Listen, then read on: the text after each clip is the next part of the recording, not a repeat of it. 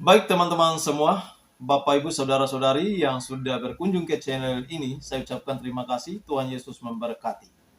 Sebelum kita masuk ke video yang akan saya bagikan buat teman-teman kalian, perlu saya menjelaskan beberapa hal penting, alasan mengapa banyak orang akhir-akhir ini kemudian memilih untuk percaya kepada Tuhan Yesus atau beriman sepenuhnya kepada Tuhan Yesus Kristus sebagai Tuhan dan Juru Selamat pribadi mereka.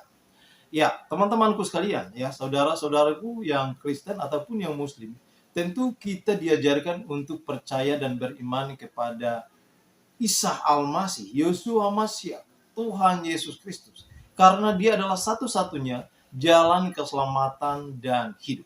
Di dalam Yohanes pasal 14 ayat yang ke-6, jawab Yesus kepadanya, Akulah jalan dan kebenaran dan hidup, tidak ada seorang pun yang datang kepada Bapa kalau tidak melalui aku. Nah, di sisi lain teman-teman, kita belajar untuk percaya kepada Allah sepenuhnya. Namun di sisi lain juga kita harus beriman kepada Yesus Kristus sebagai Tuhan dan Juru Selamat pribadi kita. Nah, pengertian ini teman-teman kemudian membuat beberapa murtadin, ya, tidak semuanya sama. Beberapa murtadin kemudian bingung dan memilih untuk percaya sepenuhnya atau beriman sepenuhnya kepada Yesus Kristus sebagai Tuhan dan Juru Selamat pribadi mereka. Nah, oleh karena itu, saya akan mengajak kita, langsung aja kita simak dulu seorang murtadin cantik ini. Dia adalah seorang pramugari, ya.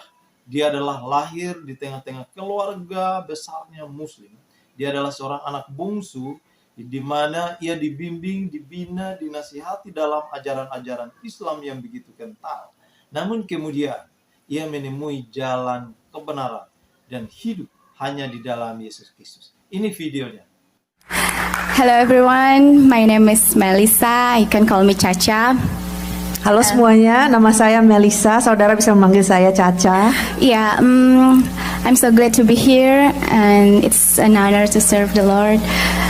Saya sangat berbahagia bisa ada tempat sini. Adalah satu kehormatan untuk bisa melayani Tuhan. Ya, saya akan sharing tentang kesaksian saya, bagaimana saya mengikut Tuhan untuk pertama kali. I'm going to share about my life testimony on how I follow the Lord for the first time.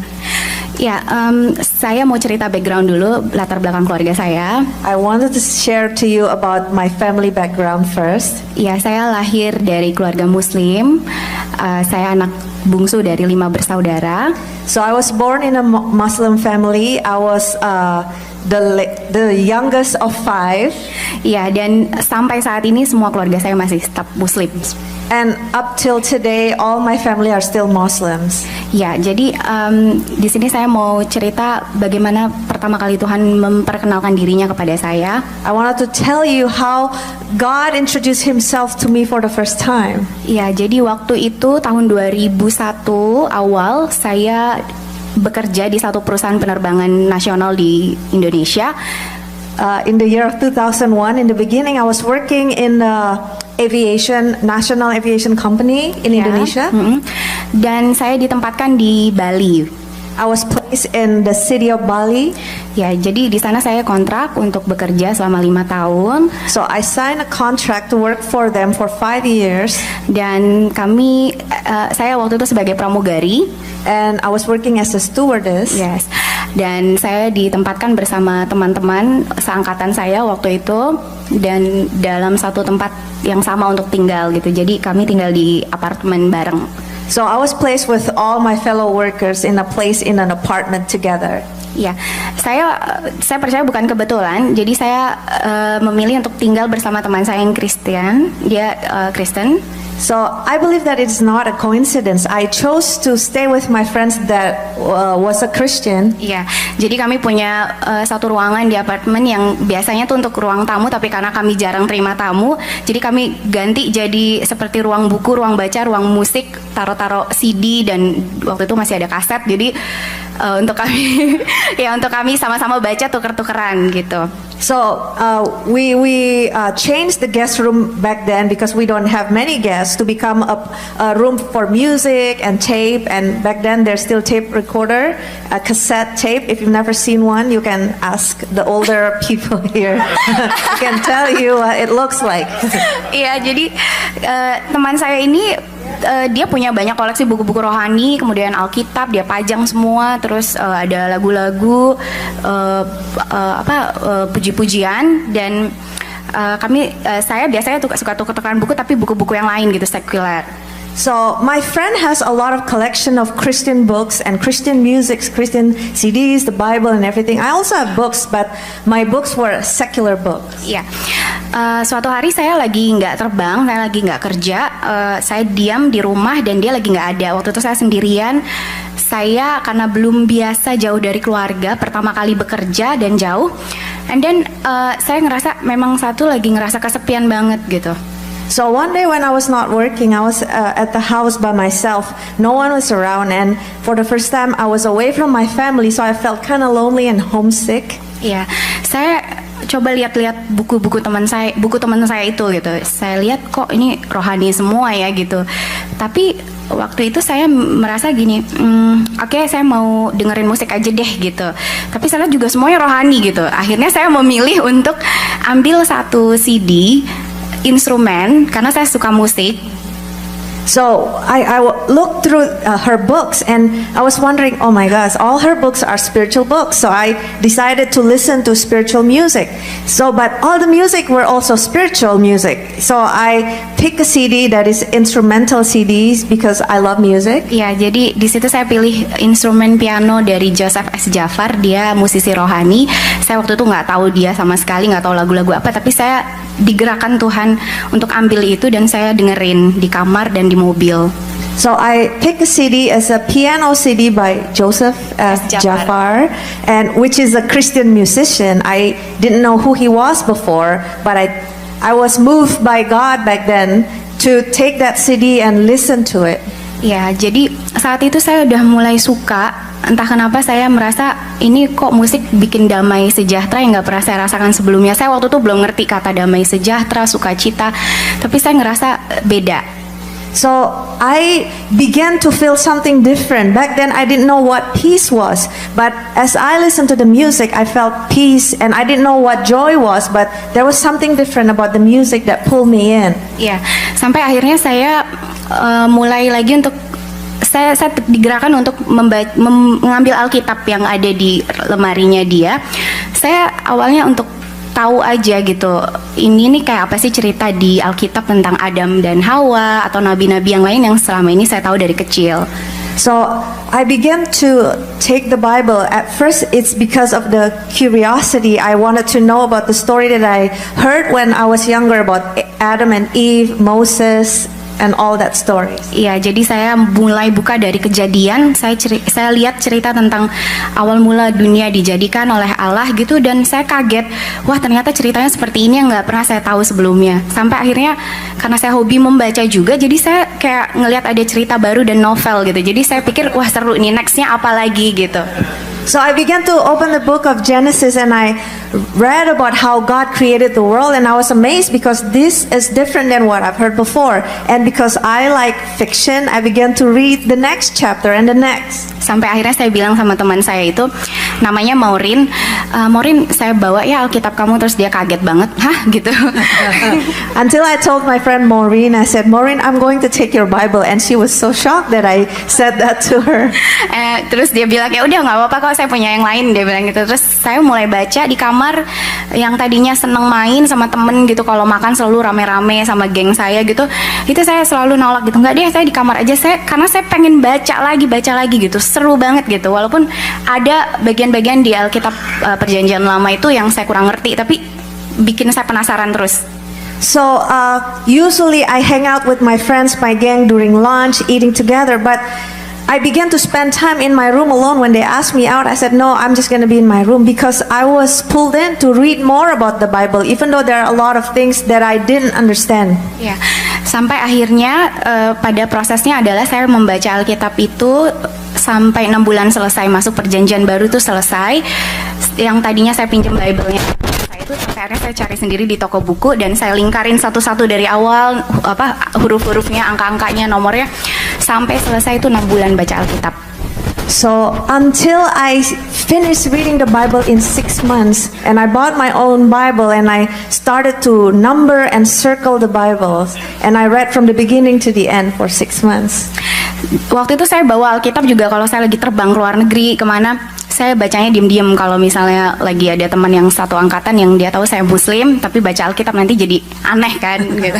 So I secretly started to read the Bible when I had a job to fly. I brought the Bible with me, but I secretly read it because I'm a Muslim. And if there's any other Muslims, they're gonna ask question seeing a Muslim reading a Bible. Ya, dan prosesnya selama 6 bulan itu memang saya merasa sekali bahwa saya itu dijamah saat itu oleh Roh Kudus. Saya belum tahu, saya belum kenal Roh Kudus saat itu, tapi saya ngerasa kok saya nggak ngerasa kesepian lagi ya. Padahal saya sendiri saat itu dan mungkin teman-teman saya melihat saya agak menarik diri dari mereka, tapi saya nggak ngerasa sendirian. So back then I felt that the Holy Spirit touched my life, even though I don't know who the Holy Spirit was. And I didn't feel lonely anymore. Even though I pulled away from the friendship of my friends, I was physically alone, but I didn't feel alone. Ya, karena background saya tadi adalah saya anak bungsu, saya biasa dikelilingi oleh keluarga dan kakak-kakak saya ngerasa sendirian. Bahkan di Bali pun saya cari teman-teman tuh untuk mengisi rasa kosong saya gitu. Jadi tiba-tiba saya merasa ada yang beda dengan saya saat itu. Saya ngerasa lebih mandiri, lebih nggak butuh yang lain selain membaca Alkitab dan mendengarkan lagu rohani itu.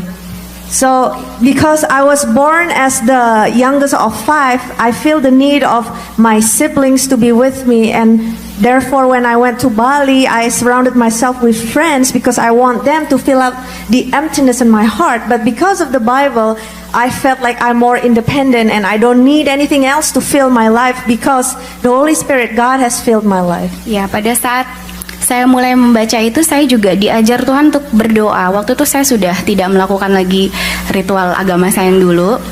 So as I began to read the Bible, God also teach me to begin to pray. Back then, I didn't follow my old religion's ritual anymore. Saya nggak bisa berdoa, tapi waktu itu saya punya teman sesama pramugari yang Kristen, terus dia bilang, "Ca, kalau orang Kristen doa itu nggak textbook," dia bilang, "kita bisa ngomong kayak kita ngomong sama orang gitu. Jadi kayak kamu misalnya ngomong sama papa kamu, saya kesepian, pas saya lapar, so simple gitu," dia bilang. Jadi apa adanya aja kamu ngomong sama Tuhan. In the beginning, I didn't know how to pray, but I have a friend that is a Christian that works together with me, and she said, in Christianity, praying is not textbook, but it's like talking to your dad and telling him that you're lonely, that you're hungry. Ya, sampai akhirnya saya 6 bulan itu setelah membaca firman, saya baca di Perjanjian Baru Tuhan Yesus bilang, kamu harus dimateraikan. Waktu itu saya mulai bergumul dalam hati, Tuhan, saya gimana ya sekarang, hati saya percaya Yesus, tapi saya juga nggak siap untuk perubahan dalam hidup saya. Pasti ini akan tekanan banget buat saya belum bisa. So as I began to read in the New Testament, I felt that the Lord told me that I need to be born again. I need to confirm my life, but I felt a struggle because I know if there's a change in my belief and the outside world were not ready to accept this change, and I was not ready. Saya sempat berpikir, udahlah saya simpan dalam hati saya aja, Tuhan tahu, yang penting aman dengan keluarga dan teman-teman. So I just kept that in my heart. The most important thing for me is God knows my heart. I believe in Him, but I want to be safe with my family as well. Tapi Tuhan bilang, Caca, kamu nggak bisa diam-diam karena terang nggak mungkin ditutupin dengan apapun. But the Lord told me that you cannot hide the light. You cannot hide the light. You have to show the light. Ya, sampai akhirnya saya doa, Tuhan, saya mau deh dibaptis. Tapi tunjukin di mana saya mau dibaptis, karena saya nggak punya teman, dan ini saya jaga banget rahasia ini supaya nggak nyampe ke telinga keluarga saya di Jakarta. Until I decided and I told the Lord, okay, I want to be baptized, but show me where to be baptized, because this is a secret that I have kept and I'm trying to keep it from my family. Sampai akhirnya Tuhan suruh saya untuk datang ke satu gereja besar di Bali, GBI Lembah Pujian. di Denpasar. Terus saya datang ke sana, itu hari tutup sebenarnya, tapi saya coba telepon dan diterima dengan baik, dan mereka bilang, oke, kamu datang ke sini bawa baju ganti, konseling 2 jam, and then dibaptis. So until I found a big church in Bali called GBI Lembah Pujian, and then I called them in a day that they're actually closed, but they accepted me and they said, just bring a change of clothes, we will counsel you for 2 hours and then we can baptize you.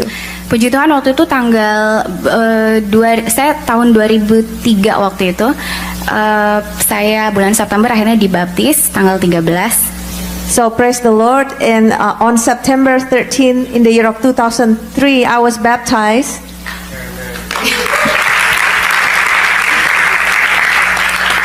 Dan memang benar, ternyata itu adalah bukan akhir tapi adalah awal. And that was not the end, but it was the beginning. Awal dari semuanya, termasuk awal dari segala tekanan dan permasalahan. And it was the beginning of all the problems, of all the pressures that I experienced in life. Tekanan pertama adalah dari keluarga, karena akhirnya teman-teman saya tahu saya pergi ke gereja dan sudah dibaptis. Bahkan sebagian dari mereka menjauhi saya. Saat itu saya jadi bahan gosip di kantor. So the first pressure came from the family because finally they knew that I went to church and I was baptized. And the first one, some of my friends didn't even want to be friends with me and they gossip about me in the office. Kakak saya yang paling pertama itu dia pramugari juga di Garuda, tapi yang di Jakarta. Jadi gampang banget dia bisa dengar semua tentang saya di Bali. My eldest sister is also a stewardess in Jakarta with Garuda, so she also knows what's going on with my life in Bali. Sampai akhirnya keluarga saya datang ke Bali secara tiba-tiba untuk tanya saya langsung. Waktu itu saya belum berani menyatakan iman saya, sampai akhirnya saya memilih untuk berbohong. Saya bilang, oh saya ke gereja cuma karena teman saya Maureen, saya anterin dia, and then saya jemput lagi. Dan orang-orang lihat sepertinya saya ke gereja, tapi saya bohong sebenarnya. So my family suddenly came to Bali to ask me personally if it's the truth that I went to church. But back then I was so afraid to confess my faith, I lied. I said I was just taking my friends Maureen to church and picking her up afterwards. So it seems like I go to church, but actually I didn't. Tapi sekali lagi Tuhan bilang sama saya, Caca, kamu harus berani ngomong. Walaupun memang sulit, tapi kamu harus berani ngomong.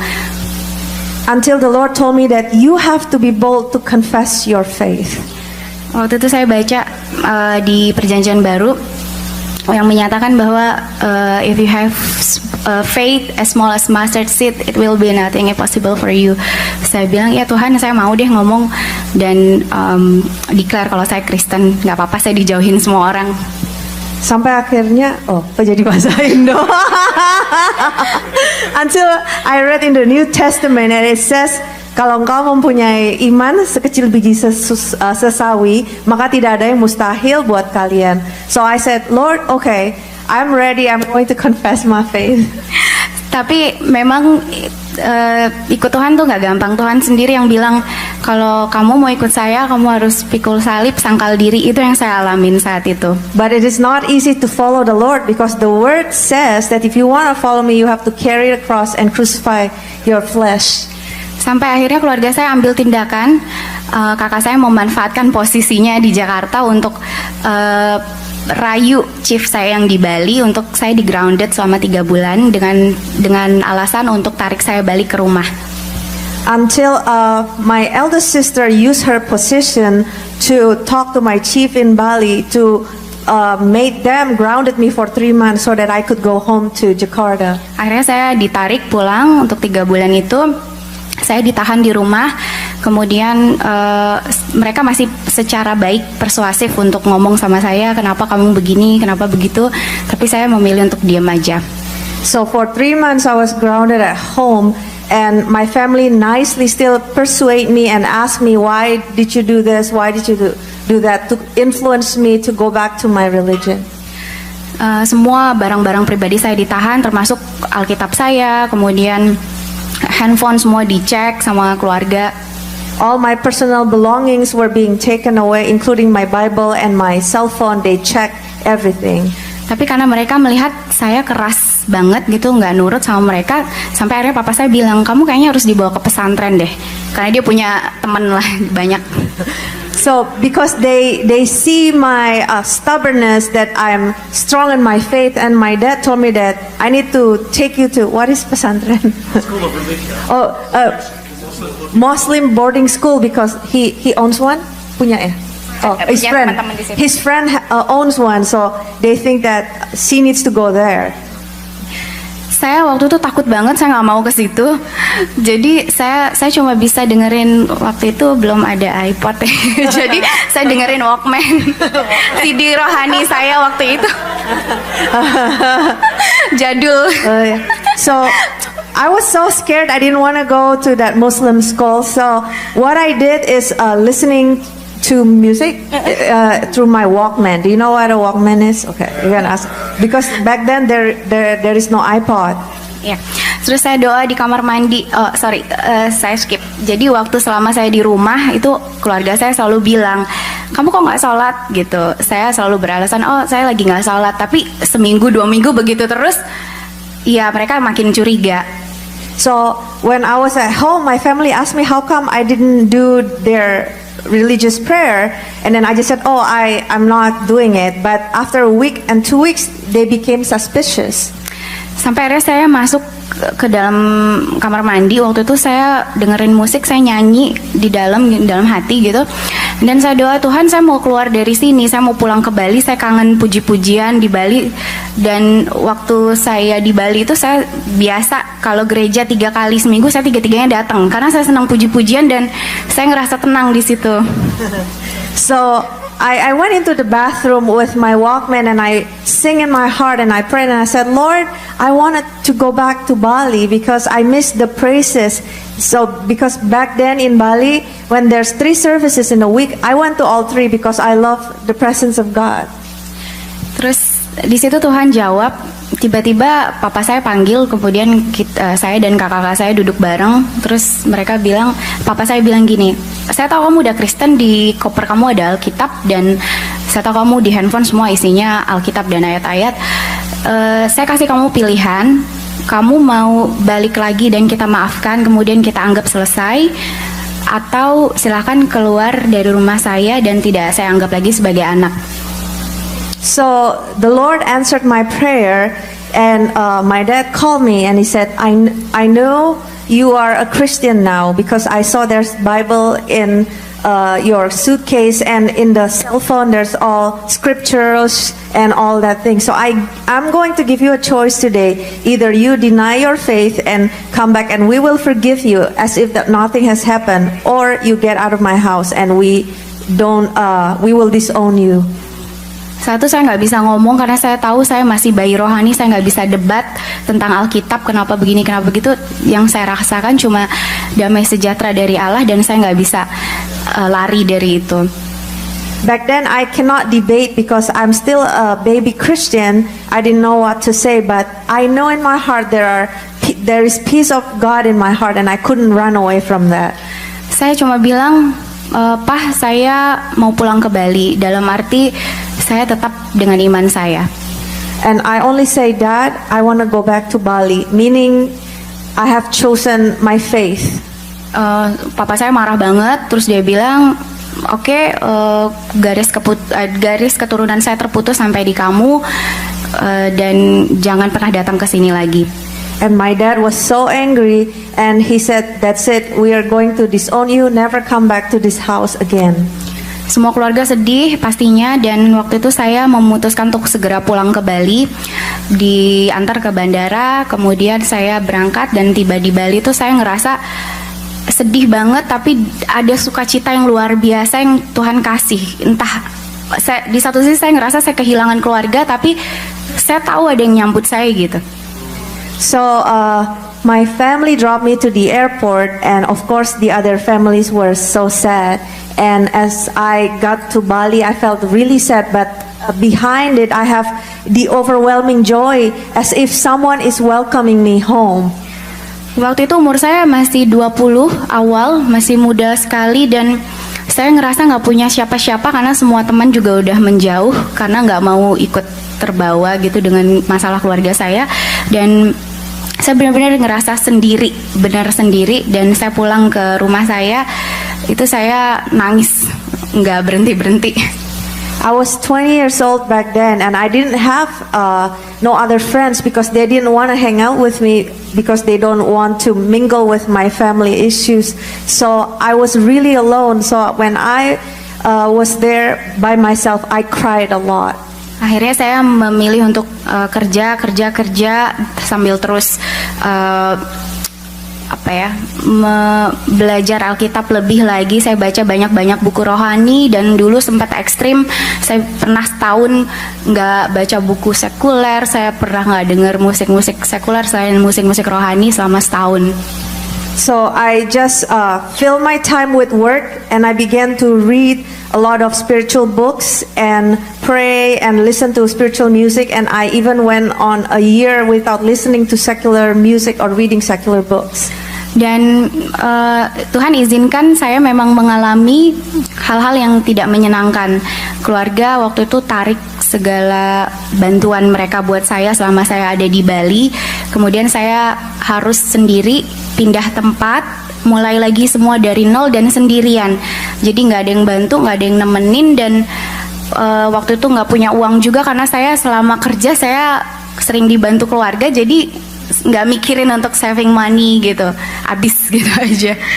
So the Lord taught me through this hardship because my family pulled away all the support, including finances. Back then when I was working, my family still supported me, so I didn't think of saving the money. So I began everything from zero with no support and no finances. Iya, saya pernah ngalamin nggak punya uang banget di Bali, terus nggak tahu mau ke siapa, terus saya cuma kayak thank God pasti bisa terbang and then bisa makan di pesawat, something like that, yang kayak maluin banget sebenarnya. So I experienced having no money at all, and I was thankful that I was a stewardess because I get free food on the plane. Yang dulu sebenarnya nggak pernah saya makan gitu. Back then I never eat plain food because they didn't taste good. Ya, tapi puji Tuhan saya dikasih hati yang lunak. Jadi waktu itu ngalamin banyak masalah, tapi justru saya makin kuat cari Tuhan. Bukannya kecewa atau kok Kristen malah gini ya gitu. Saya nggak ada terbersit di hati saya untuk balik aja lagi deh gitu. Karena saya mengalami sendiri, saya udah jatuh cinta sama Tuhan. So even though I experienced hardship, God breaks my heart, because there was never come into my mind to go back or deny my faith because I have experienced how it is to love the Lord. Sampai akhirnya kakak saya masih terus aktif untuk bikin saya jera mungkin ya. Jadi saya diberhentikan setelah kontrak selesai, harusnya ada perpanjangan lagi 1 tahun. Teman-teman saya seangkatan semua lanjut, saya sendiri dan 1 orang lagi yang nggak diperpanjang tiba-tiba. So my sister still tried hard to through my job. After my contract ended, I supposed to have an extension of contract, but my contract wasn't extended. Di situ saya sedih banget gitu. Saya bilang, Tuhan, saya di Bali nggak punya uang, and then nggak ada keluarga, nggak ada siapapun, terus nggak kerja sekarang, terus gimana ya Tuhan? Tapi ya itu dia, pemeliharaan Tuhan tuh luar biasa dan nyata, dan pertolongannya nggak pernah terlambat. So I was asking the Lord, I had no family, I had no money, and I had no job. How am I gonna survive? But that is the amazing thing, because the Lord's provision is never too late, and His help is always there when you needed Him. Sampai akhirnya saya dipertemukan lewat teman saya yang Kristen juga. Dia punya kenalan gitu, seorang ibu, tante, dia manggilnya tante. Dia bilang, tante, saya punya temen di Bali, perempuan, masih kecil, masih muda, dia nggak punya keluarga lagi karena dia ikut Tuhan Yesus, jadi nggak boleh pulang. Bisa dibantu nggak untuk dilayani? So until my Christian friend told her friends, an older lady said, Tante is like aunt, I have a friend in Bali that is alone, and because she denied her faith and became a Christian, she has nobody. Can you come and minister to her? Sampai akhirnya singkat cerita saya jadi dekat sama tante ini. Dia orang pelayanan banget, satu keluarga itu semua pelayanan. Dia orang Batak, famnya Hutapea. Dan saya udah nggak tahu mau ngapain di Bali, sampai akhirnya dia bilang, Mel, kamu ke Jakarta aja, kita ketemuan, tinggal sama saya. So I became close with this older lady and her family. She's a strong Christian. She serves the Lord. And finally she told me, Mel, since you have nothing to do here, let's just go to Jakarta and you can live with us. Saya tinggal di rumahnya, singkat cerita, saya tinggal di rumahnya selama 2,5 tahun. Saya tinggal di kamar anaknya yang saat itu sedang kuliah di luar negeri. So I stayed with her for 2.5 years. I stayed in her daughter's room that is going to study abroad. Ya, dia juga punya anak-anak yang lain, kakak-kakak angkat saya di situ. Dan kami langsung seperti keluarga banget karena di situ mereka nerima saya dan saya merasa nggak ada jarak, padahal kami sebelumnya nggak pernah kenal. So immediately they adopted me into the family and I felt the closeness even though we do not know each other before. Saya percaya itu pekerjaan Tuhan, karena kalau bukan Tuhan siapa yang mau nerima orang yang nggak dikenal tanpa pamrih, dan bahkan mereka mengajari saya banyak hal tentang iman Kristiani. Di situ saya belajar tentang mesbah keluarga, karena keluarga ini punya habit untuk selalu saat teduh bersama pagi dan malam. Di situ saya baru belajar, oh keluarga Kristen tuh kayak gini. So I believe that this is the work of the Lord. If not, who would want to accept someone they didn't know? And not only that, they taught me the faith of Christians, how it meant to be a Christian. They are showing me how to live as a Christian family. They have devotions together so that I saw, oh, this is how a Christian family should live. Ya, saya dan kakak-kakak saya tuh suka diajakin mama angkat saya ini karena dia worship leader, jadi suka nyanyi di mana-mana, dan kami anak-anaknya selalu jadi singer. Jadi kemana selalu diajakin kami untuk nyanyi. Jadi makanya waktu itu untuk ukuran baru kenal Tuhan, lagu-lagu rohani saya udah banyak banget. So this lady that has become my adopted mother, since she is a worship leader, she always bring the kids, me and my other siblings, to the church to become her singers. So I learn a lot about spiritual songs, Christian songs. Ya, di situ kami juga diajar dia untuk punya persekutuan doa anak-anak muda, youth community, namanya Bleach, Behave Like a Christian. Di situ kami belajar untuk melayani, and then mengumpulkan teman-teman dari antar gereja, anak-anak muda untuk kumpul di satu rumah yang difasilitasi oleh teman-temannya mama saya. So she also taught me to minister to the youth, and there's a community that we do called Bleach. Behave Like a Christian. Behave Like a Christian. And then so there we learn how to minister to other young people. Ya, di situ saya pertama kali ketemu dengan suami saya. Kita sama-sama pelayanan. That's when the first time I met with my husband, we were serving the Lord together. Ya. I wasn't her husband back then. Oh yeah, just a guy. Terus kami akhirnya mulai aktif terus pelayanan, dan 2,5 tahun saya tinggal sama keluarga ini sampai akhirnya saya boleh dipertemukan lagi sama keluarga saya yang kandung. So after 2.5 years staying with this adopted family, I finally met with my real family. Awalnya karena kan selama itu keluarga saya lose contact, jadi nggak pernah mau terima SMS atau telepon saya. Tiba-tiba kakak saya SMS, terus dia bilang, mama sakit, kamu bisa nggak datang? Waktu itu saya udah agak trauma sebenarnya karena takut ditahan lagi sama mereka kayak dulu. Tapi Tuhan bilang sama saya, nggak apa-apa, kamu pergi, Cak, jangan takut. Terus akhirnya saya dan mama angkat doa. Terus mama saya bilang, Tuhan yang akan jaga kamu, kita topang doa, berangkat aja pulang, karena pasti Tuhan mau buat sesuatu buat keluarga kamu. So because I have lost contact with my family, they never accepted my text or phone call. So suddenly, after 2.5 years, I received a text from my sister that said that my mom is sick. Actually, I was already traumatized because I was afraid that they're going to not let me get out of the house again. But I felt like the Lord tell me, it's okay, you go, because I'm about to do something. So me and my adopted mother prayed together to release me to go to my family. Dan benar saat saya ketemu mama langsung sehat. Bahkan mama papa saya bilang gini, mereka nggak pernah singgung soal yang selama 2,5 tahun saya kemana, tapi mereka cuma bilang, kamu lebaran tahun ini pulang ya ke rumah. So that was a miracle. My parents never even talk about what happened in the 2.5 years. My mom was healed, and then they told me to come back home during Lebaran. Lebaran. What is Muslim. Muslim? Mubarak. Lebaran? It's a Muslim holiday. Yeah.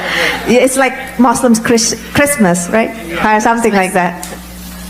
Itu saya benar-benar nggak nyangka. Saya selama itu berdoa, memang Tuhan, saya pengen pulang ke keluarga saya, pengen ada pemulihan hubungan, walaupun mereka nggak terima, walaupun mereka belum terima Tuhan, nggak apa-apa, tapi paling nggak terima saya dengan kondisi saya saat ini, dan doa saya dijawab Tuhan. So that was what I was prayed for, because I really wanted to be restored. There's a restoration with my family, and I prayed, Lord, it's okay if they haven't accepted my faith yet, as long as they accepted me as a daughter, as a person. Ya, akhirnya Coki juga bisa kenal keluarga saya yang kandung. Setelah 2,5 tahun itu dia nggak pernah tahu. So finally, Choki also was able to know my real family after 2.5 years, never met them. Dan singkat cerita, akhirnya kami memutuskan untuk menikah, dan keluarga juga nggak ada masalah karena mereka tahu saya menikah dengan pilihan saya, bukan karena, dan saya dulu Kristen bukan karena seseorang atau siapapun. Saya jauh ketemu sebelum ketemu Coki. So finally we decided to get married, and there was no issues with my family because they knew that I became a Christian because of my own choice, not because of Choki, before I even met him. Ya, dan sampai saat ini pun keluarga memang belum terima Tuhan, dan itu terus kami bawa dalam doa untuk mereka boleh terima keselamatan yang sama. Tapi mereka saat ini welcome banget sama kami, bahkan kalau Natal tuh suka ngucapin, saling ngucapin, kemudian setiap Lebaran kami ke rumah mama gitu, dan mereka pun karena mereka tinggal di luar kota, jadi mereka kalau ke Jakarta pasti senangnya tinggal di sama kami sekarang. So even though they're not Christians, but our relationship is already restored. So even for Christmas, they will say Merry Christmas to us, and vice versa. We will, in their holiday, we will greet them as well. And because they live out of the city, every time they come to our place, they will choose to stay with us. Iya, dan saya percaya mereka bisa begitu karena Tuhan memang gerakan hati mereka, dan karena mereka melihat banyak perubahan yang terjadi pada diri saya. Jadi saya mau bilang, kalau kita sebagai orang Kristen, kalau kita bilang kita anak Allah, ya tunjukkan itu, karena kita adalah Alkitab berjalannya Tuhan.